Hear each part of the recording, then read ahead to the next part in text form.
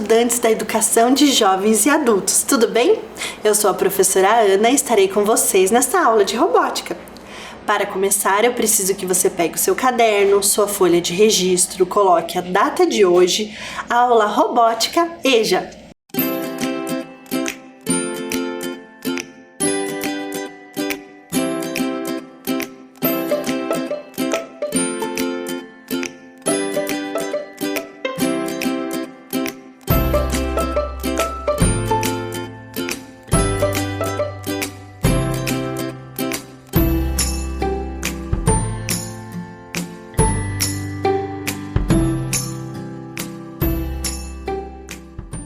Nessa aula, vocês vão precisar de alguns materiais, como tesoura sem ponta, cola, folha de papel e lápis de cor. Pode ser qualquer tipo de folha que você tenha, mas o importante é que pelo menos um dos lados seja possível você escrever ou desenhar. Pode ser folha de revista ou de rascunho. Vou dar um tempinho para que você separe esses materiais.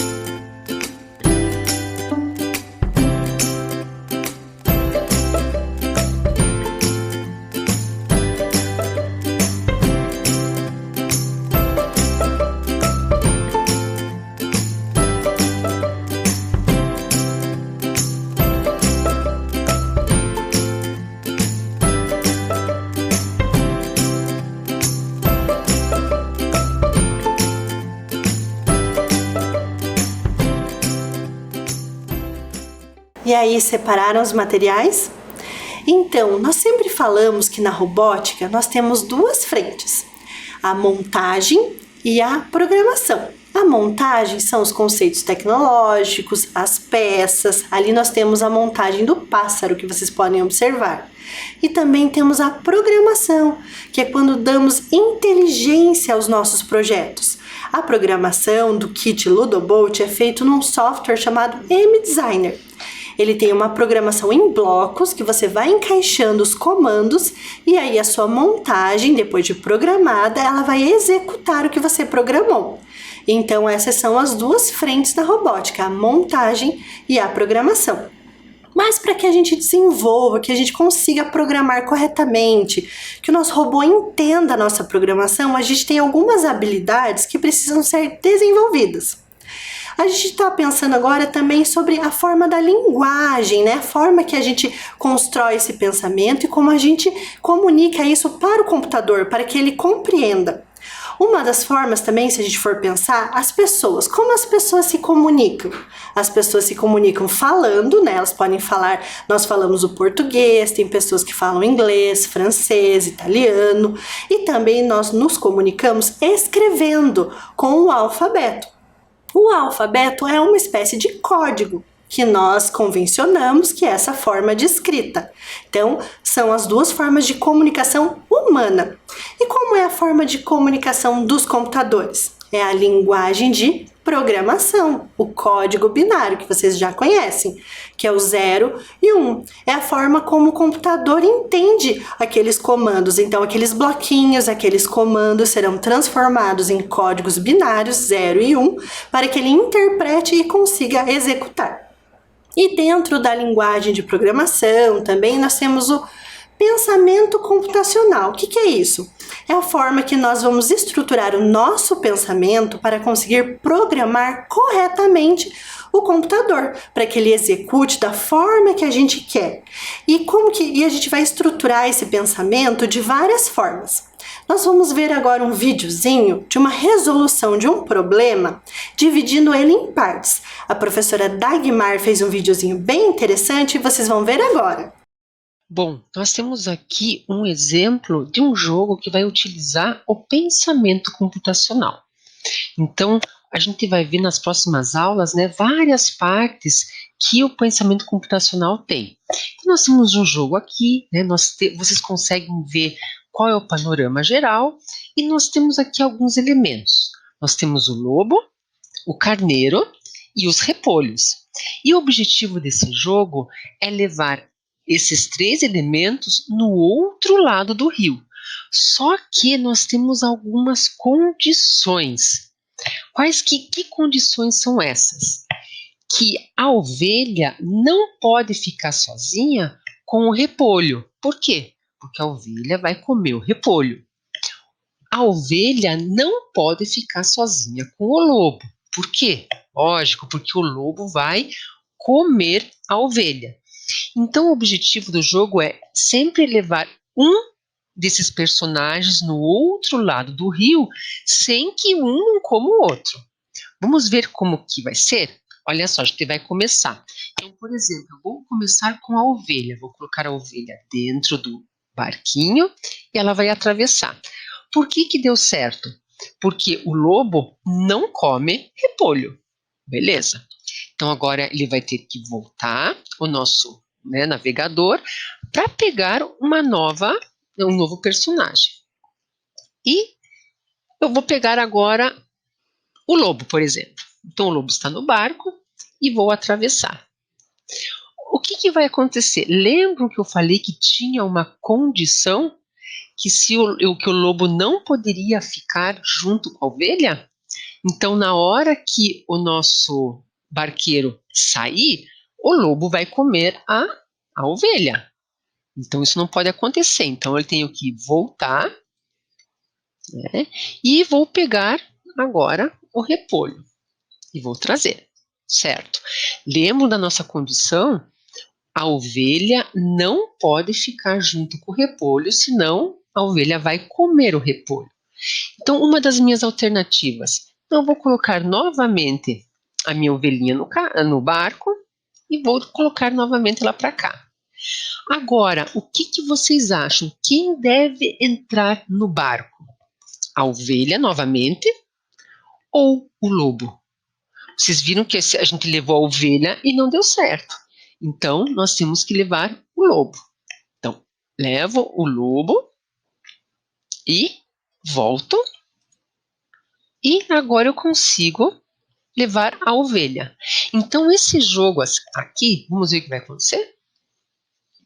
Isso, então você conseguiu resolver, né, atravessar o rio sem problemas. Então, nesse jogo, deu para vocês observarem que a gente trabalhou bastante com a nossa cabeça, nós tivemos que ver o todo, pensar nas partes, saber das regras, né, das condições, para a gente conseguir resolver esse problema. E é assim que o computador também vai pensar. Ele pensa em partes, ele pensa em etapas, qual é a melhor, ele pensa em condições, e todas essas etapas vocês vão agora aprender nas nossas aulas do pensamento computacional.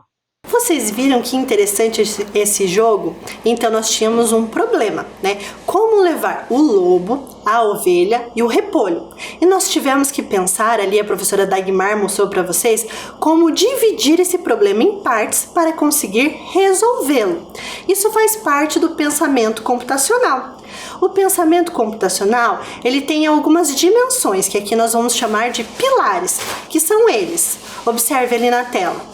A decomposição, reconhecimento de padrões, abstração e algoritmos. Ao longo das próximas aulas, falaremos mais sobre essas dimensões, esses pilares do pensamento computacional. Na aula de hoje, nós vamos tratar sobre a decomposição. Talvez você tenha ouvido essa palavra, tenha visto na área de ciências, né? Da decomposição da matéria orgânica, né? Dos animais, dos vegetais. Mas nesse caso nós não vamos falar disso, nós vamos falar mais ligado ao pensamento matemático. A decomposição da visão da divisão. Vamos ver o conceito? ali conhecer a situação como um todo e dividi-lo em partes, para conseguir entendê-la em partes menores. Então, é esse o conceito da decomposição do pensamento computacional. Entender o todo e depois dividi-lo em partes para conseguir entender. Assim também na programação. Se você quer passar um conceito grande, né? Eu quero que o robô desenvolva alguma coisa. Você vai precisar dividir isso em pequenos comandos. Ande para a direita, vire para a esquerda, vá para a frente. Então, essa é uma forma do pensamento computacional. E para a gente entender melhor isso, nós vamos resolver algumas situações, problemas. Observe aí. Você conhece alguns contos de fadas, não é? Imagine que você foi contratado para ajudar a montar um livro com alguns contos de fadas. Como você organizaria cada uma das 3 histórias? Observe ali. Nós temos onde, o que e quem. E temos alguns personagens ali. Uma floresta com um lobo, uma casinha com um anão e um castelo. O que? Nós temos um sapatinho de cristal, uma cesta de piquenique e uma maçã. E abaixo nós temos a Branca de Neve, a Cinderela e a Chapeuzinho Vermelho.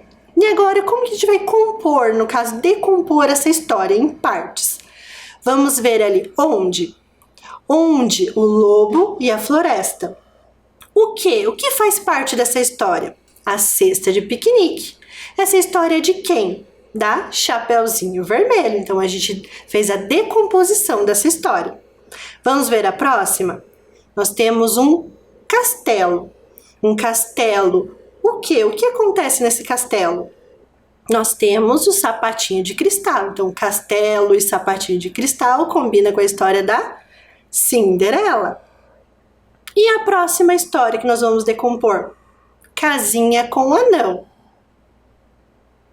E a próxima? A maçã. Casinha com anão e maçã compõem a história da Branca de Neve, né? Ou seja, a gente fez a decomposição e a composição dessas histórias, né? A gente decompôs o todo em partes e aí a gente foi reconstruindo. Vamos ver mais um caso de partes de uma história? Observe na tela. Ali nós temos alguns personagens. Quem são? Os 3 porquinhos. Quem mais? O lobo. O que nós temos ali? A casinha de palha, a casinha de madeira e a casinha de tijolo. Né? O que acontece nessa história? O lobo, né, assopra e derruba a casinha de palha, assopra e derruba a casa de madeira e só fica a casa de tijolo. E se a gente for decompor essa história, como poderemos fazer? Observe ali em onde, quem e o que. Onde acontece essa história? Na floresta. Quem? Quem são os personagens? Os 3 porquinhos e o lobo. E o que? O que acontece nessa história? Bem resumidamente. Cada porquinho construiu uma casa com o material da sua preferência. O lobo soprou e derrubou 2 casas. Apenas a casa de tijolos não caiu. Então, eu fiz a decomposição da história dos 3 porquinhos em 3 partes menores. Então, essa faz parte da decomposição. Nós podemos fazer também a decomposição na matemática, a decomposição numérica. Observe o exemplo ali. Nós temos ali o número 752. Como poderemos fazer a decomposição na ordem da centena, dezena e unidade? Então, o 7, ele representa a centena. Então, ele equivale, né, o centena, 7 centenas é 700. O 5 representa a dezena. Então, 5 dezenas é 50. E o 2 representa a unidade, o número 2. Ali nós temos a decomposição. 700 mais 50 mais 2. O número é 752. Vamos para mais um exemplo? Nós temos o número 861. Nós vamos decompor na ordem da centena, dezena e unidade. O número 8 representa a centena. 8 centenas é igual a 800. O número 6 representa a dezena. 6 dezenas é igual a 60. E o 1 representa a unidade. Então, 800 mais 60 mais 1, o número é 861. Então, nós fizemos a decomposição numérica. Agora é a sua vez. Vamos para a atividade número 1. Coloque número 1 no seu caderno e observe. Faça a decomposição dos números abaixo. Letra A, 239. Letra B, 473. Vocês farão a decomposição na ordem da centena, dezena e unidade. Vou dar um tempinho para que você faça.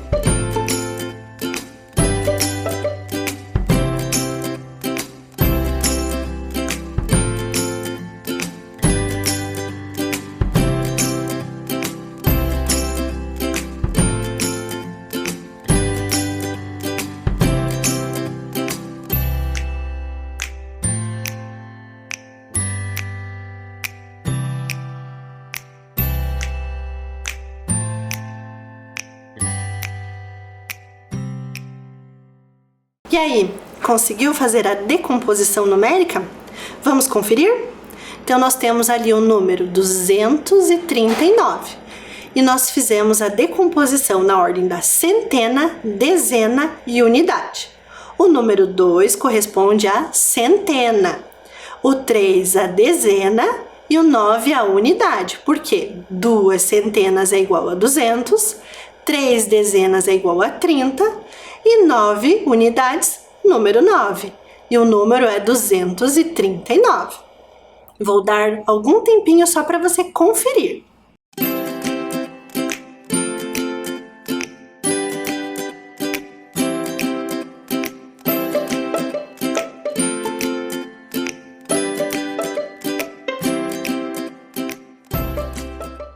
Muito bem, agora vamos para a letra B.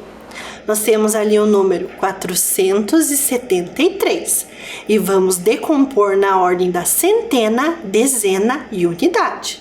O 4 representa a centena, o 7 a dezena e o 3 a unidade, porque 4 centenas é igual a 400, 7 dezenas é igual a 70 e 3 unidades, o número 3. E o número é 473. Vou dar mais um tempinho para que você confira.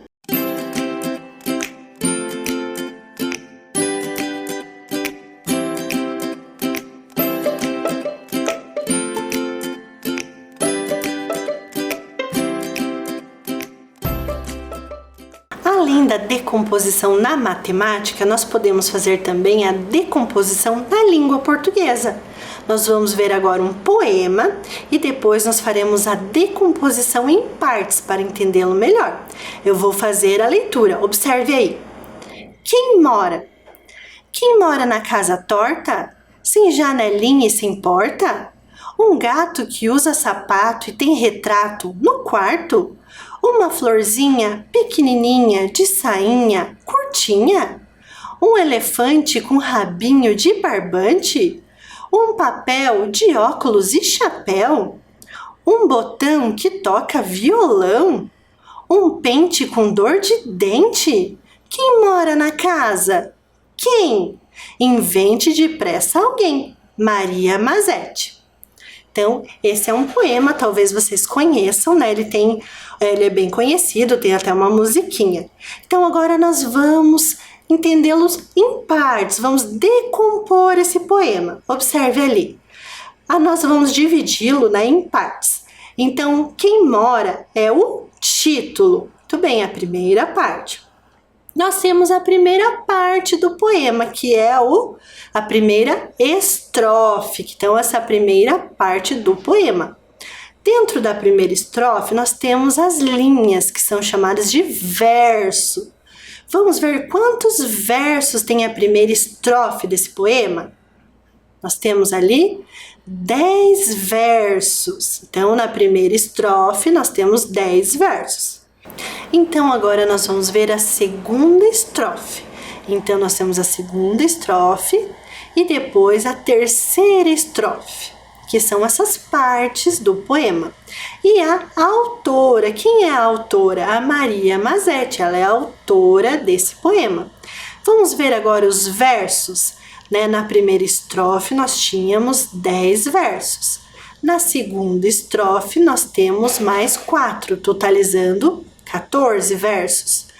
E a terceira estrofe tem mais 2, totalizando 16 versos do poema. Então, nós vimos o poema inteiro e agora as suas partes. Vamos para a atividade número 2.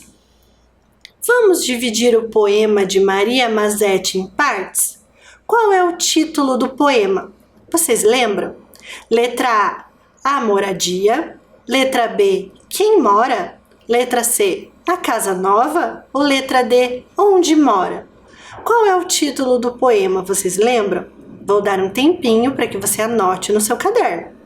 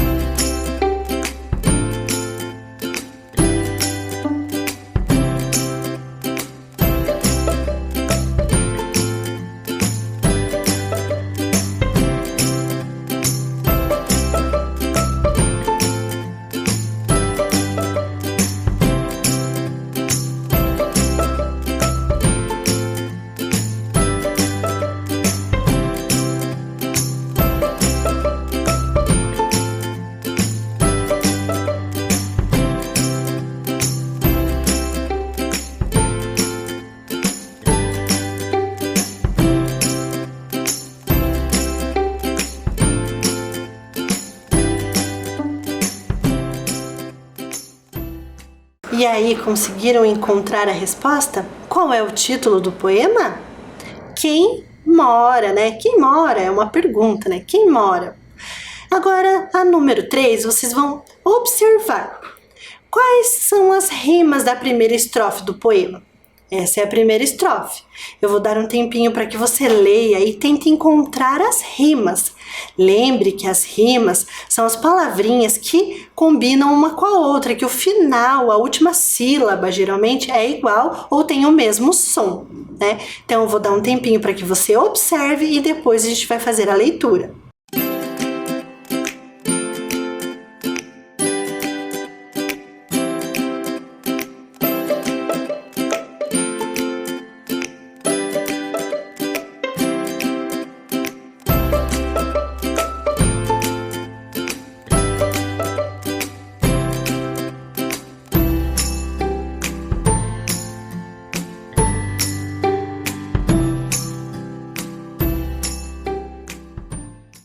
Então agora vamos encontrar as rimas desse poema?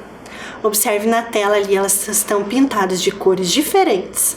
A palavra torta rima com porta, as duas terminam com a sílaba tá. Gato, sapato, retrato e quarto terminam com a mesma sílaba, to, então elas rimam. E florzinha, pequenininha, sainha e curtinha terminam com a mesma sílaba, inha, então elas rimam, né? Então nós temos algumas rimas. Vocês conseguiram encontrar? E agora, observe a última estrofe do poema. Quem mora na casa? Quem? Invente depressa alguém. Agora vocês vão pegar o material que eu pedi lá no começo da aula, que é a tesoura sem ponta, cola, folha de papel e lápis de cor. E o que vocês vão fazer? Então, nós vamos para a atividade número 4. Utilizando apenas 6 tiras de papel e cola, construa um personagem para morar na casa torta. Então, vocês vão pegar a folha que eu pedi no começo da aula, vocês vão dividir em 6 tiras, como eu fiz aqui, ó, 6 tiras.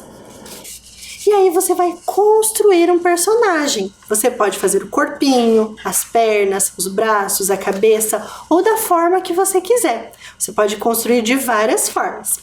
Então, eu vou dar um tempinho para que você faça essa atividade e depois, se você não tiver tempo de concluir, vocês podem concluir após a nossa aula.